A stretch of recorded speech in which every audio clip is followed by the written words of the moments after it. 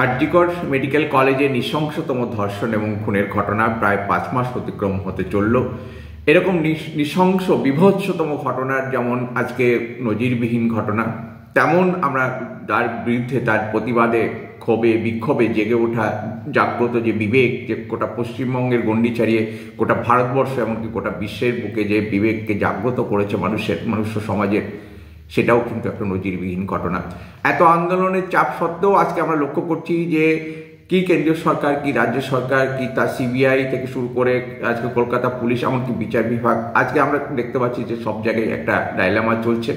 এবং আজকে তদন্তের নামে সিবিআই, কলকাতা পুলিশ আজকে সমস্ত তথ্য প্রমাণ লোপাট করে আজকে প্রকৃত দোষীদেরকে আড়াল করার তারা চেষ্টা করছে। এত সত্ত্বেও কিন্তু আন্দোলন আরও দীর্ঘস্থায়ী হচ্ছে। আমরা এই কারণেই আগামী 1 জানুয়ারি বুধবার হয়তো অনেকের আনন্দ অনুষ্ঠান থাকবে, তা সত্ত্বেও আমরা বলছি যে আপনারা অভয়কে যেন আমরা কখনো ভুলে না যাই।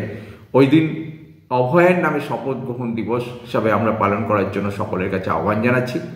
আপনারা সকলে যে যেখানে থাকবেন, স্বাস্থ্যকেন্দ্র, হাসপাতাল, মেডিকেল কলেজ বা স্কুল কলেজ, যে কোনো জায়গায় থাকুন না কেন, পাড়ায় অথবা মহল্লায় যেখানেই থাকুন না কেন, সেখানে যৌথভাবে অথবা এককভাবে অভয়ের নামে শপথ গ্রহণ করুন যে যতক্ষণ পর্যন্ত না ন্যায় বিচার পাওয়া যাচ্ছে ততক্ষণ পর্যন্ত এই আন্দোলনকে যেন আমরা আরও দীর্ঘস্থায়ী, দীর্ঘতর করতে পারি।